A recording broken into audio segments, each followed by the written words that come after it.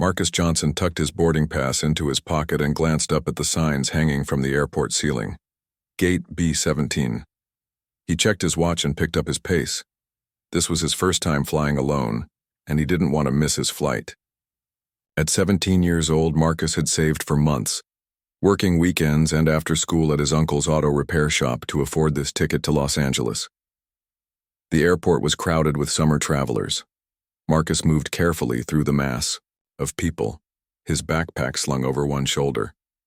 He had packed light, just enough clothes for a week-long visit with his older brother Dion, who had started college in California last year. Their mom couldn't afford to visit Dion often, and Marcus missed his brother terribly. As he approached the gate, Marcus noticed a couple near the front of the boarding line. They stood out immediately.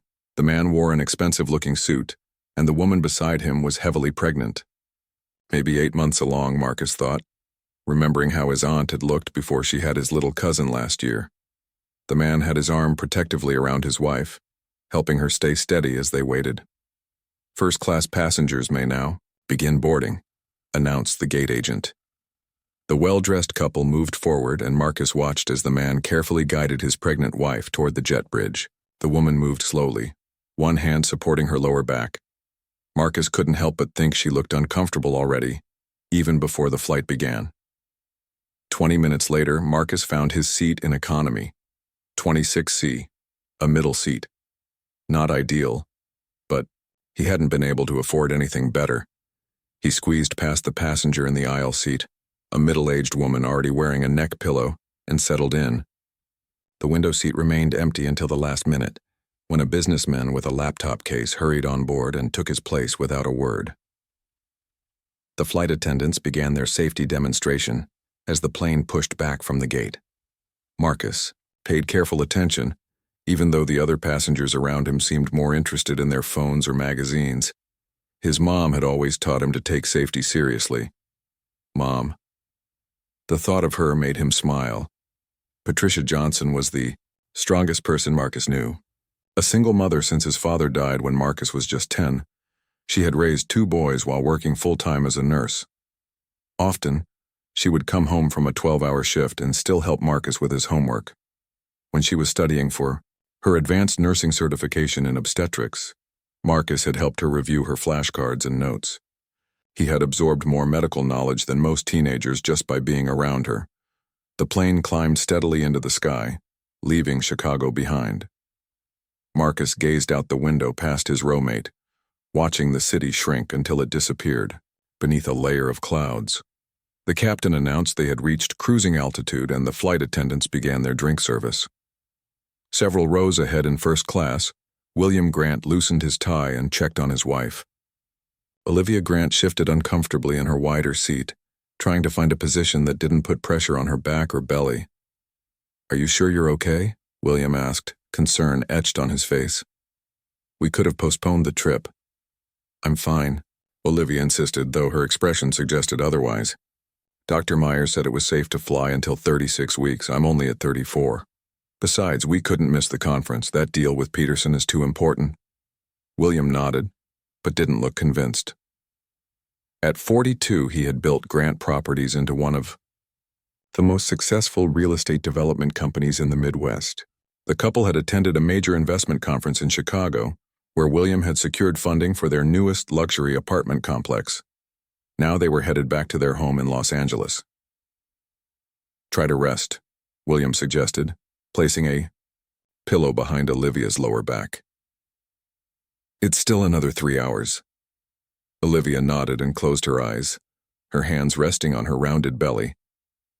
Their first child, a girl they planned to name Grayson, was due in just over a month. After years of trying to conceive, including 2 heartbreaking miscarriages, this pregnancy had been a miracle. William watched his wife with a mixture of love and worry, then opened his laptop to review some contracts. Back in economy, Marcus accepted a small cup of soda from the flight attendant and pulled out his earbuds. He had downloaded some podcasts about car repair for the flight. His Uncle Ray had promised to teach him more advanced engine work when he returned from this trip, and Marcus wanted to be prepared. He hoped that with more skills, he could earn more money at the shop. College was only a year away, and despite his good grades, he knew his family would struggle with the costs. The plane hit a patch of turbulence, causing drinks to slosh and the seatbelt sign to ding on. Marcus gripped his armrests. He wasn't afraid of flying exactly, but the shaking of the massive aircraft made him nervous. The captain's voice came over the intercom, assuring everyone that they were just passing through some rough air and would be clear of it shortly. As the turbulence subsided, Marcus relaxed and returned to his podcast. The next hour passed quietly. He dozed off for a while, waking when the person behind him bumped his seat. Stretching as much as the confined space would allow, Marcus checked the flight map on the screen in front of him. They were somewhere over Colorado now, the little airplane icon inching its way across the digital map. Suddenly, a commotion erupted from the front of the plane. Marcus removed his earbuds and craned his neck to see what was happening. A flight attendant rushed past, her face tense. Another quickly followed, carrying the plane's first aid kit. Whispers spread through the cabin. The woman beside Marcus leaned into the aisle, trying to see. "What's going on?" Marcus asked her. "Something about a medical emergency," she replied. "I think someone's sick up in first class." Marcus felt a twinge of concern. He remembered the pregnant woman he had seen boarding earlier. Was she okay? His mom had told him stories about women going into labor unexpectedly, sometimes weeks before their due dates. The head flight attendant's voice came over the PA system. "Ladies and gentlemen, we have a medical situation on board. If there is a doctor or medical professional among the passengers, please press your call button immediately." A tense silence fell over the cabin, broken only by the steady hum of the engines. Marcus waited, expecting someone to respond. Surely on a plane this size, there would be a doctor or nurse. One call button lit up, and a flight attendant hurried to the passenger. After a brief conversation, the attendant's shoulders slumped and she moved on. Not a doctor, then. Up in first class, William Grant was growing increasingly panicked. Olivia had suddenly clutched her stomach, her face contorted, in pain. What had started as discomfort had quickly escalated to something more serious. "Something's wrong," Olivia gasped, squeezing William's hand so hard her knuckles turned white. "It shouldn't hurt like this." A flight attendant named Kelly knelt beside their seats. "Ma'am, can you describe what you're feeling?" "Sharp pains," Olivia managed between labored breaths. "And pressure, too much pressure." "Is this your first child?" Kelly asked, maintaining a professional calm despite the growing tension. Olivia nodded, tears forming in her eyes. "We need medical help," William insisted, his usual commanding business tone now trembling with fear. "There must be a doctor on board." "We're checking now, sir," Kelly assured him. "The captain is also contacting medical services on the ground for advice." Another flight attendant approached and whispered something to Kelly. Her expression fell slightly before she composed herself. "The only passenger with medical training took a sleeping pill at the beginning of the flight," Kelly explained. "He's not in a condition to help." William ran a hand through his graying hair. "Then what do we do? We can't just—" He was interrupted by another cry from Olivia as she experienced another wave of pain. The flight attendants exchanged worried glances. The situation was quickly becoming critical, and they were still at least 2 hours from landing. Back in economy, Marcus could sense the growing tension. He heard fragments of worried conversation from the flight attendants as they passed his row. The words pregnant, contractions, and no doctor reached his ears. Marcus thought of all the times he had listened to his mom talk about her work, all the flashcards and notes he had helped her study. He remembered her describing emergency situations, the protocols, the warning signs. He wasn't trained, not really, but he knew more than most teenagers about pregnancy complications. He hesitated, his hand hovering over the call button. What could he possibly offer? He was just a kid. But as another urgent call for medical assistance came over the intercom, Marcus made his decision. He pressed the button, his heart pounding in his chest. When the flight attendant reached his seat, Marcus spoke quietly but clearly. "My mom is an obstetric nurse," he said. "I'm not trained. but I've helped her study for years. I might know something that could help with the pregnant woman." The flight attendant looked doubtful, taking in Marcus's young face and economy seat. "How old are you?" she asked. 17, Marcus admitted. "But please, if no one else can help, at least let me try." The flight attendant hesitated, then nodded. "Come with me." The flight attendant led Marcus through the cabin toward first class. He could feel the eyes of other passengers on him as he passed. Some looked curious, others concerned. Marcus tried to appear confident, but his heart raced in his chest. What if he couldn't help? What if he made things worse? "What's your name?" the flight attendant asked as they walked. "Marcus Johnson," he replied. "I'm Nancy," she said. "The pregnant passenger is Mrs. Grant. She's experiencing severe pain and possible contractions. Her husband is with her." Marcus nodded, trying to remember everything his mother had told him about pregnancy emergencies. Patricia Johnson had often discussed her cases at home, especially when studying for her certifications. Marcus had absorbed more than most teenagers about childbirth complications, warning signs, and basic procedures. They reached the dividing curtain between economy and first class. Nancy paused and looked at Marcus with uncertainty in her eyes. "I need to be honest with you," she said quietly. "We're desperate for help, but if you're not comfortable, or if you think this is too much, I want to try," Marcus said firmly. "My mom always says knowing something is better than knowing nothing in an emergency." Nancy nodded and pulled back the curtain. The first-class cabin was spacious compared to economy, with wide leather seats and more room to move. At the front, several flight attendants huddled around a seat where a woman was clearly in distress. Her face was flushed, and she gripped the armrests so tightly her knuckles were white. Beside her, a man in an expensive suit paced in the small space available, running his hands through his hair. His face was a mask of worry and helplessness. He looked up as Marcus approached. "Who's this?" he demanded. "Where's the doctor?" "William, please," the head flight attendant Kelly said calmly. "This is Marcus. His mother is an obstetric nurse, and he has some knowledge that might help us." William Grant stared at Marcus, taking in his jeans, sneakers, and simple t-shirt. "He's just a kid," he exclaimed, his voice rising with panic. "Sir," Marcus said, surprising himself with how steady his voice sounded. "I know I'm young, but right now, I might be the best option. There's no doctor available, and I've helped my mom study obstetric emergencies for years. I might know something that can help your wife until we land." William hesitated, looking from Marcus to his wife, who let out another pained moan. Desperation won out over skepticism. "Okay," he said finally.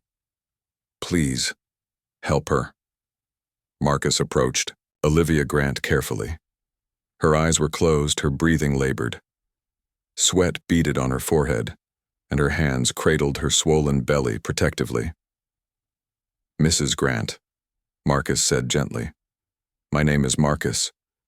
My mom is a nurse who specializes in childbirth. I'm going to try to help you, okay?" Olivia opened her eyes, surprised to see a teenager standing over her. She managed a small nod.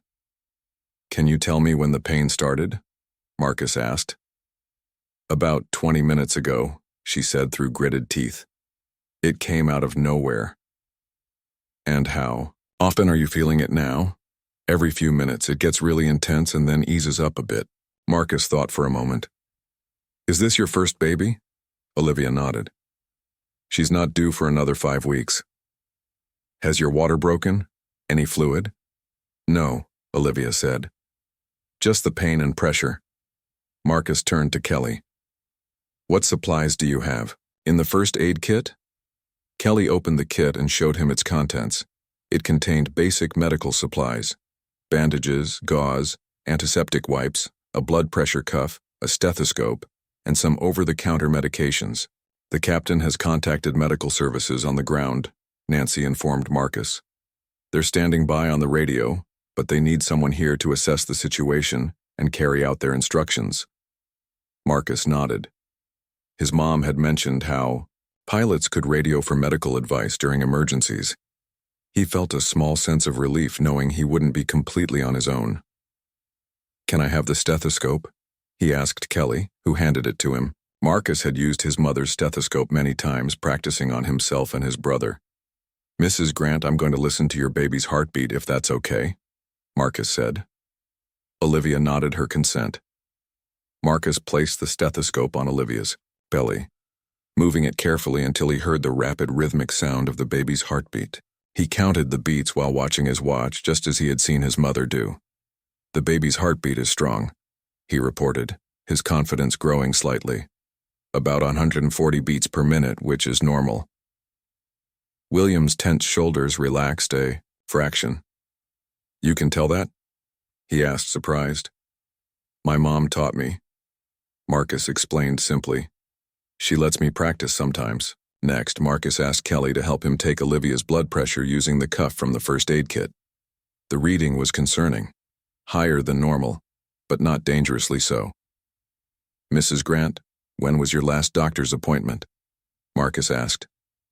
"Last week," Olivia replied. "Everything was normal."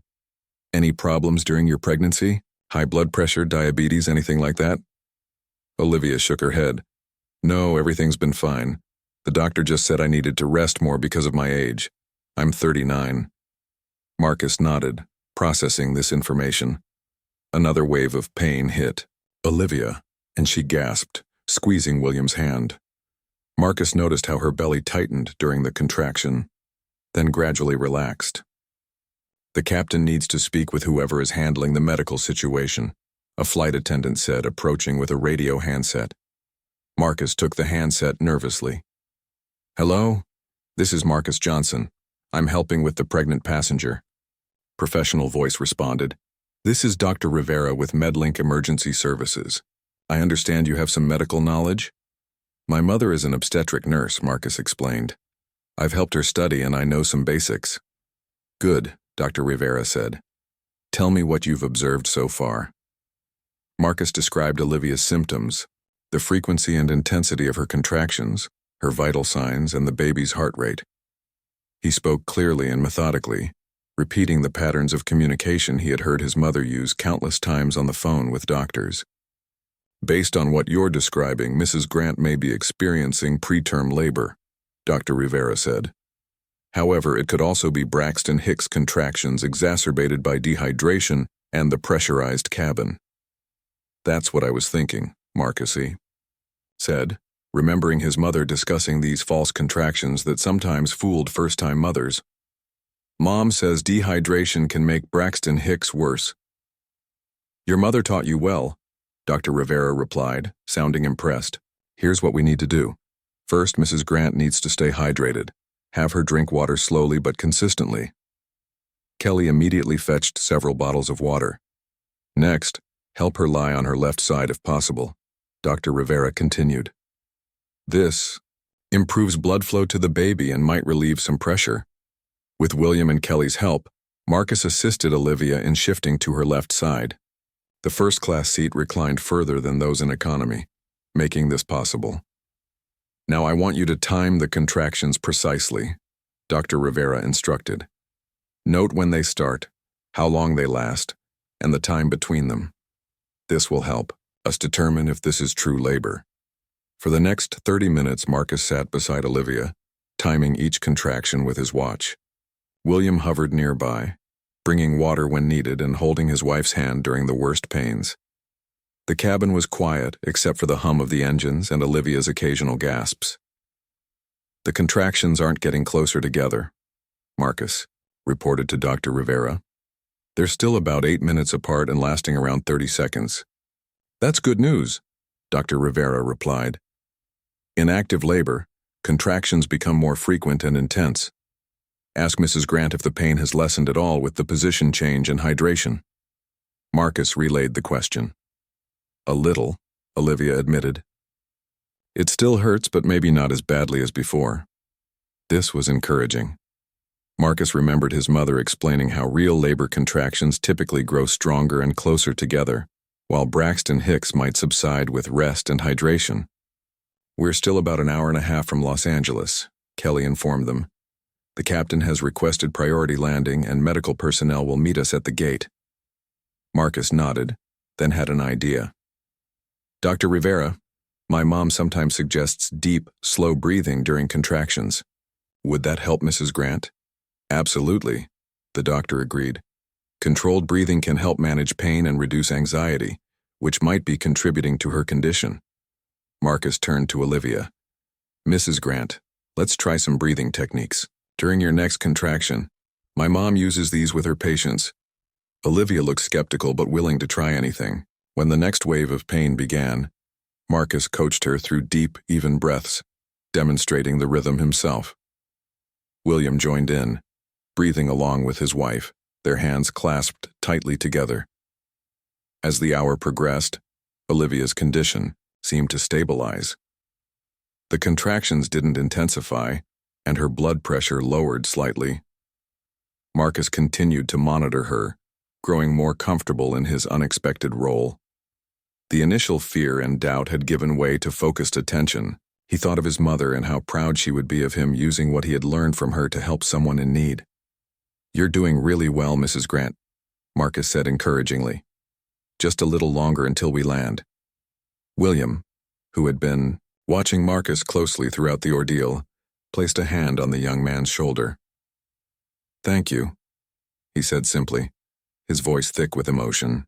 The plane hit a patch of turbulence, causing the cabin to shake.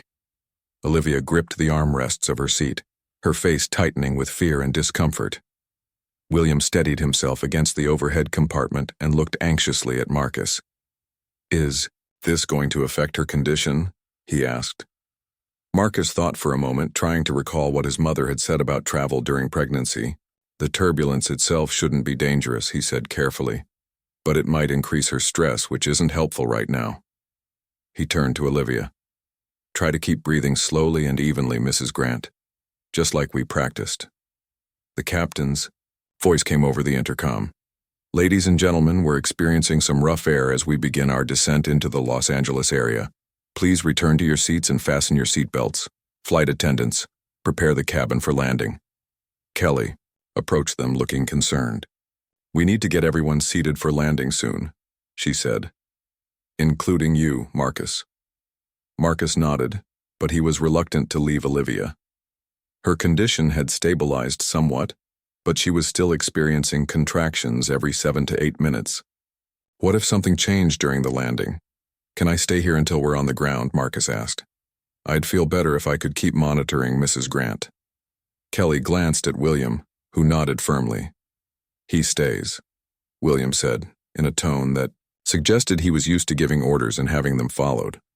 All right, Kelly agreed, but you need to be in a seat with a seatbelt fastened during landing. There's an empty first-class seat across the aisle. As Marcus moved to the indicated seat, he felt strange sitting in first class.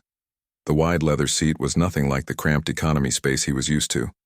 Under different circumstances, he might have enjoyed the luxury, but right now his mind was focused entirely on Olivia. The plane began its descent, the change in altitude creating a pressure that made Marcus's ears pop. He watched as Olivia winced, likely feeling the same, discomfort magnified by her condition. We're almost there, Marcus said encouragingly. Try swallowing or yawning to help with the ear pressure. Olivia attempted a smile through her discomfort. You're very knowledgeable for someone so young, she managed to say between careful breaths. Marcus shrugged slightly. My mom talks about her work a lot. I guess I picked things up. Your mother must be an excellent nurse, William commented, his initial skepticism about Marcus completely gone. She is, Marcus said proudly. She works really hard. Double shifts most weeks. William looked like he wanted to ask more questions, but Olivia suddenly gasped, her hand flying to her belly. This one feels different, she said, her voice tight, with pain. Marcus quickly unfastened his seatbelt and moved back to Olivia's side, ignoring Kelly's protest. He placed his hand on Olivia's belly, feeling the contraction. It did seem stronger than the previous ones. How is it different? He asked, concern edging his voice. More pressure, Olivia said through gritted teeth. Lower down. Marcus exchanged a worried glance with William. This could indicate that the situation was changing. He pressed the call button for the flight attendant. When Nancy arrived, Marcus spoke quietly. can you ask the doctor on the radio about increased pressure during contractions? And find out how much longer until we land? Nancy nodded and hurried to the cockpit. The plane continued its descent, the ground growing closer through the windows. Los Angeles spread out below them, a vast grid of streets and buildings in the late afternoon sun. Nancy returned quickly. Dr. Rivera says to monitor the change closely. If Mrs. Grant feels any urge to push or any fluid release, we need to know immediately. She lowered her voice. We're about 15 minutes from landing and there will be an ambulance waiting at the gate. Marcus relayed this information to William and Olivia. Just a little longer, he reassured them. The medical team will take over as soon as we land. Yao. Next contraction came 6 minutes after the previous one, closer than before. Marcus noted this with concern but kept his expression calm. No need to worry them more than necessary. Marcus, Olivia said after the contraction passed, her voice weak but determined. I want you to know how grateful we are. I was so scared, and you've been amazing. I haven't really done anything, Marcus said, feeling slightly embarrassed. Just remembered some things my mom taught me. You've done more than you know, William said seriously. You kept us calm. You knew what to do when no one else did. The pilot announced their final approach. The plane descended further, the engines changing pitch as the aircraft prepared to land. Marcus returned to his seat and fastened his seatbelt, but he kept his eyes on Olivia across the aisle. The landing was smooth, the plane touching down with just a slight bump, and the engines roaring. As they reversed thrust, relief washed over Marcus as they taxied toward the gate. They had made it. Soon Olivia would be in the hands of actual medical professionals.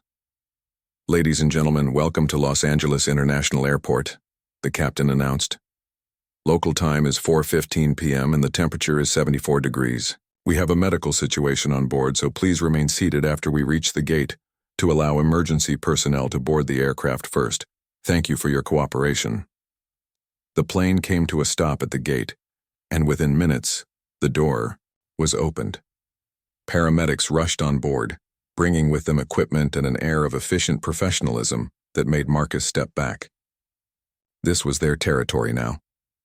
He watched as they quickly assessed Olivia, asked her questions, and prepared to transfer her to a stretcher.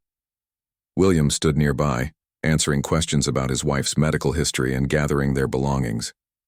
In the commotion, Marcus quietly gathered his backpack, preparing to head back to his seat in economy to wait for the other passengers to deplane. His job was done.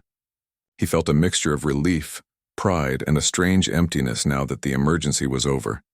As he turned to go, William caught his arm. Where are you going? He asked, looking surprised. Back to my seat, Marcus explained, so I can get my stuff and let you guys handle things from here. William shook his head firmly. No way. You're coming with us to the hospital.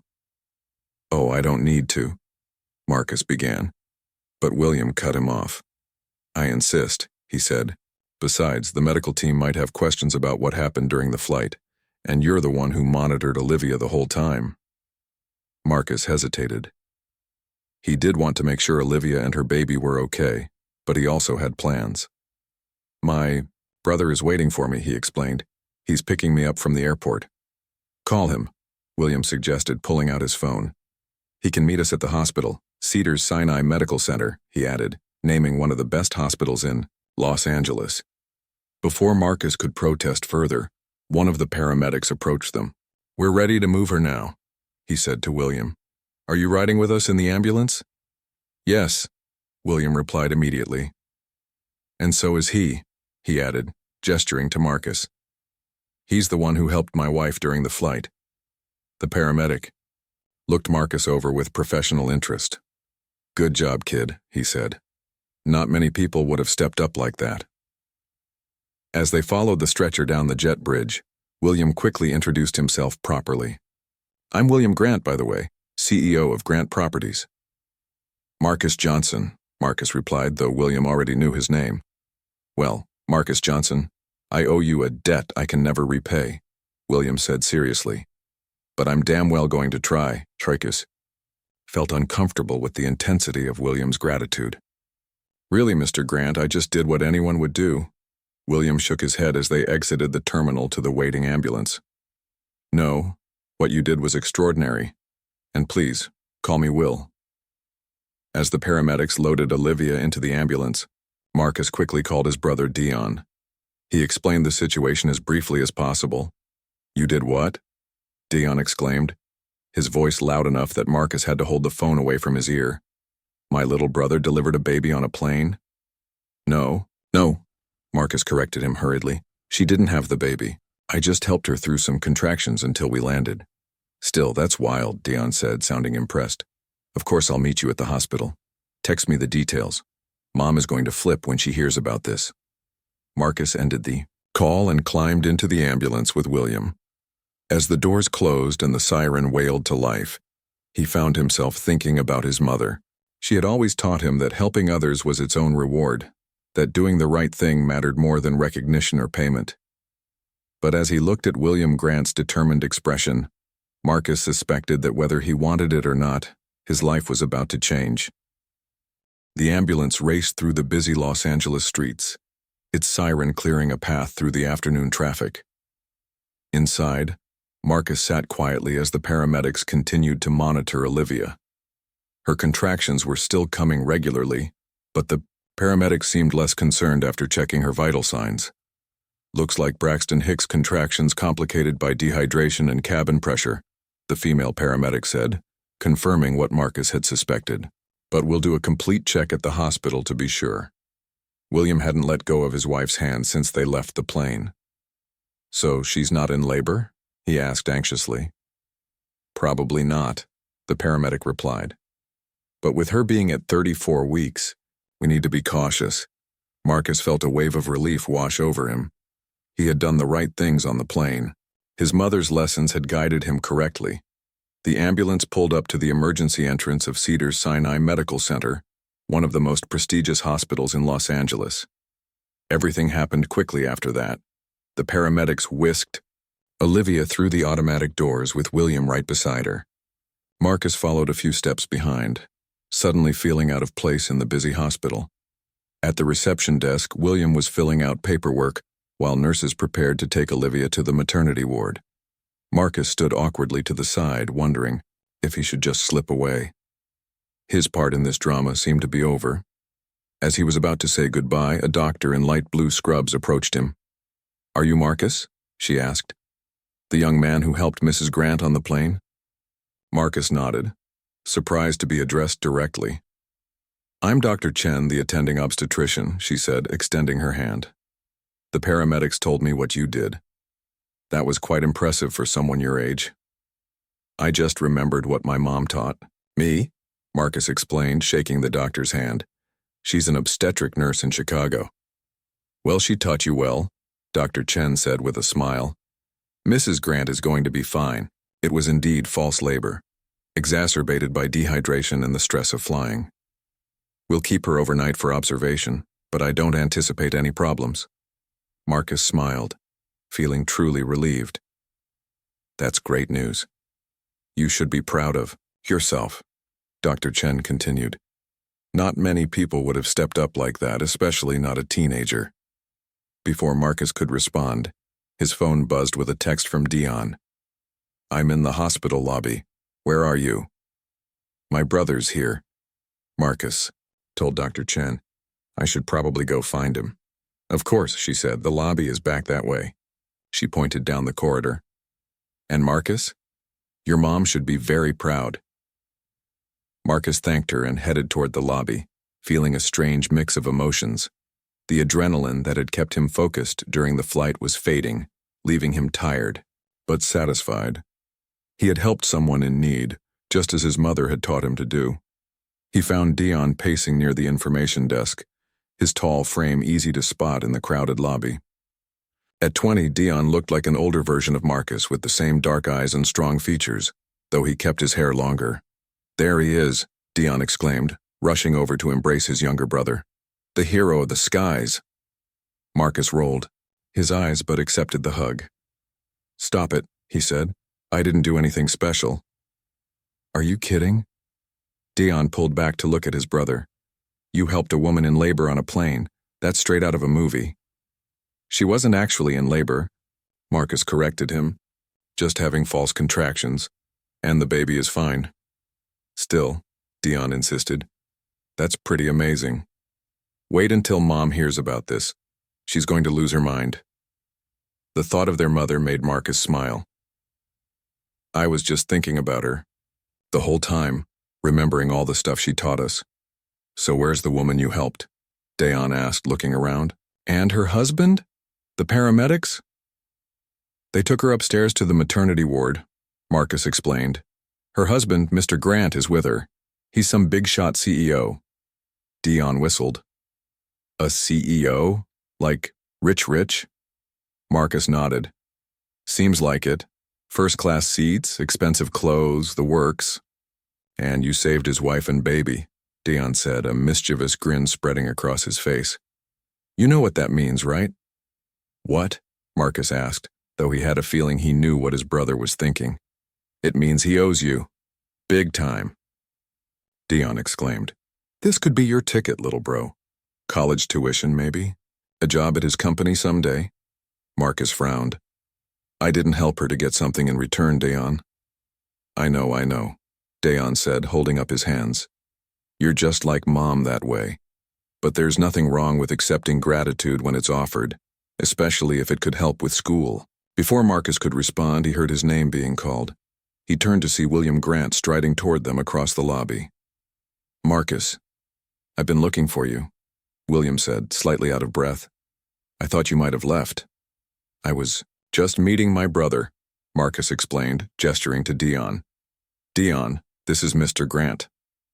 Will, please, William insisted, shaking Dion's hand firmly. Your brother is an extraordinary young man. Dion beamed with pride. That's what I keep telling him. How's your wife? Marcus asked, eager to change the subject.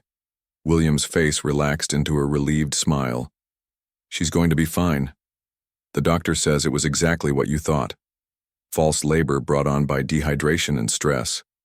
They're keeping her overnight, as a precaution, but both Olivia and the baby are doing well. That's great news, Marcus said sincerely. Thanks to you, William added. The doctor said if the situation had escalated on the plane without proper care, it could have been much worse. Marcus shifted uncomfortably under the praise. I'm just glad I could help. William studied him for a moment, then seemed to make a decision. Look, I know you probably want to get going with your brother, but I'd really like to talk to you more. Would you be willing to come by our home tomorrow? Olivia will be discharged in the morning, and she'd love to thank you properly. As well. Marcus glanced at Dion, who nodded encouragingly. Sure, Marcus said. That would be fine. Excellent, William said, clearly pleased. He pulled out a business card and wrote something on the back. This is our home address in Bel Air. Say, around 2 o'clock tomorrow afternoon, I'll send a car for you. A car? Marcus echoed, surprised. Of course, William said, as if it were the most natural thing in the world. Just text me your address. He pointed to the number on his business card. Marcus accepted the card, feeling slightly overwhelmed. Okay, thank you. No, Marcus. William said seriously. Thank you, I'll see you tomorrow. After William left, Dion let out a low whistle. Bel Air? A car being sent for you? Dude, these people are loaded. I guess so, Marcus said, looking down at the elegant business card in his hand. It read, William Grant, CEO, Grant Properties, with a Los Angeles address and contact information. Come on, Dion said, slinging an arm around his brother's shoulders. Let's get out of here. You can tell me all about your mid-air medical adventure on the way to my place. As they left the hospital and headed to the parking lot where Dion had left, his old Honda, Marcus found himself wondering what tomorrow would bring. He hadn't expected any of this when he boarded that flight in Chicago. He had just been a kid going to visit his brother, and now he was going to the home of a millionaire who thought Marcus had saved his family. You know, Dion said as they got into his car, Mom always said you were special. Guess she was right. She said the same thing about you, Marcus pointed out. Yeah, but I didn't save anybody on a plane, Dion replied with a grin. That's all you, little brother. As they drove through the sprawling city toward Dion's small apartment near his college campus, Marcus stared out the window at the palm, trees, and expensive shops. Los Angeles was so different from their neighborhood in Chicago. Everything here seemed bigger, shinier, more extravagant. Tomorrow he would see how the truly wealthy lived. The thought made him nervous but also curious. What did William Grant want to talk about? And more importantly, what did Marcus want from this unexpected connection? He thought about his college plans, about the scholarships he had applied for, about his mother working double shifts to help save for his education. He thought about his dream of becoming a doctor someday, a dream that had always seemed distant due to the cost. You're thinking too hard, Dion observed, glancing at him. From the driver's seat, just enjoy the ride, Marcus. Whatever happens tomorrow, you did a good thing today. That's what matters. Marcus nodded, knowing his brother was right. Whatever William Grant might offer, the most important thing was that a mother and her baby were safe. His mother would be proud of that, and in the end, that was what mattered most to Marcus. The black car sent by William Grant arrived precisely at 1:30 the next afternoon. Marcus stood outside Dion's apartment building, wearing his best jeans and a button-up shirt borrowed from his brother. He had called his mother last night to tell her what happened, and she had been both proud and concerned. Proud of how he had helped Olivia, but concerned about him visiting a stranger's home. Just be careful, she had warned. Rich people can be different. The driver, a professional-looking man in a dark suit, opened the back door for Marcus. Mr. Johnson, I'm here to take you to the Grant residence. Marcus nodded and climbed into the back seat of the luxury sedan, feeling out of place among the soft leather seats. As they drove through the city, the neighborhoods gradually changed. Buildings grew farther apart, walls and gates appeared around properties, and the houses became larger and more impressive. Finally, they turned onto a private drive that wound up a hill, ending at a large iron gate. The driver spoke briefly into an intercom, and the gate swung open to reveal a stunning modern mansion. The house seemed to be made almost entirely of glass and stone, with sweeping views of the city below. Marcus swallowed hard as the car pulled up to the front entrance. This was a different world from the cramped apartment he shared with his mother in Chicago, or even Dion's small college apartment. He thanked the driver and approached the massive front door, which opened before he could knock. A woman in her 50s greeted him with a warm smile. You must be Marcus. I'm Rosa, the Grant's housekeeper. Please come in, they're expecting you. Marcus stepped into a soaring entryway with marble floors and a huge chandelier. Rosa led him through the house to a bright, open living room where William and Olivia Grant waited. Olivia was resting on a plush sofa, looking much better than she had on the plane. Her color was good, and she smiled widely when she saw Marcus. There he is, William said, rising to greet Marcus with a firm handshake. Our hero. How are you feeling, Mrs. Grant?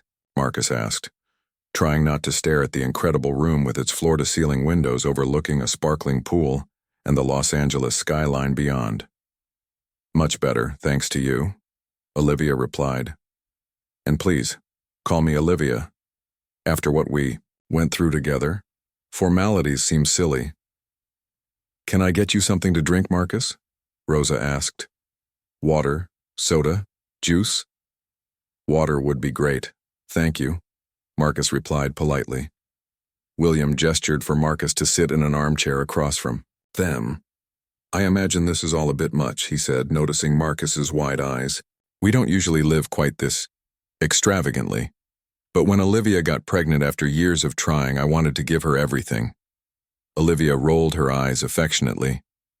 What William means is that he went overboard buying this ridiculous house when our old one was perfectly fine. William laughed, taking his wife's hand. Guilty as charged.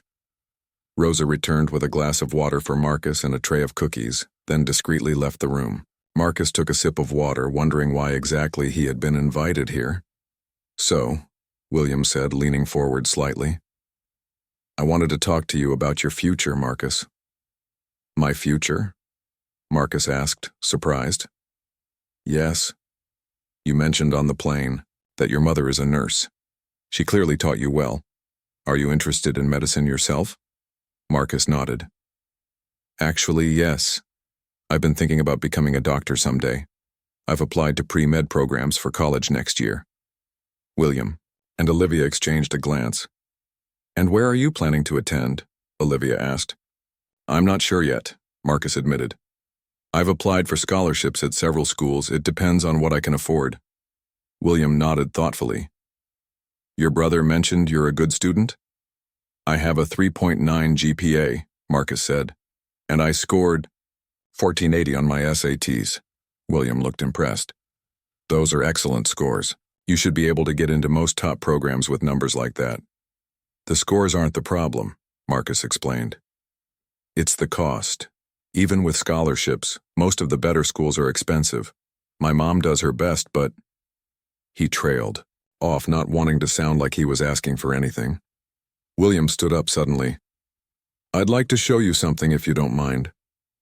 Curious, Marcus followed William through the house to a home office with dark wood furniture and walls lined with books. William gestured for Marcus to sit, then took a seat behind the large desk.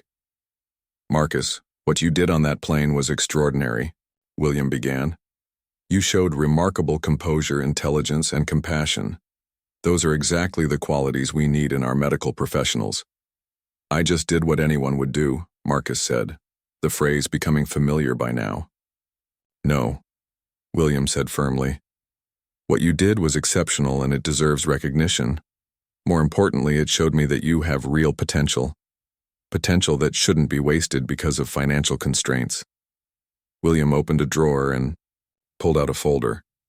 I spent some time last night thinking about how I could properly thank you for what you did. Olivia and our daughter mean everything to me. I've made a lot of money in my life, Marcus, but none of it would matter without my family. He opened the folder and slid a document across the desk. This is what I'm proposing. Marcus looked down at the paper, which appeared to be some kind of legal document. At the top it read, the Marcus Johnson Medical Scholarship Fund. I don't understand, Marcus said, looking up in confusion. It's simple, William explained. I'm establishing a scholarship fund in your name. It will cover your full tuition and expenses at the medical school of your choice, from undergraduate through residency. All you have to do is maintain good grades and eventually pay it forward by helping others. Marcus stared at the document, unable to process what he was hearing. I can't accept this, Mr. Grant, it's too much. William corrected gently. And yes, you can accept it. More importantly, you should. This world needs more people like you, Marcus. People who step up when others step back. People who use their knowledge to help others without hesitation. Marcus felt tears forming in his eyes. He tried to blink them away, embarrassed to be getting emotional. I don't know what to say. Say yes, came Olivia's voice from the doorway. She had followed them and was leaning against the frame, one hand resting on her belly. Let us do this for you, Marcus, not just as a thank you, but as an investment in someone exceptional.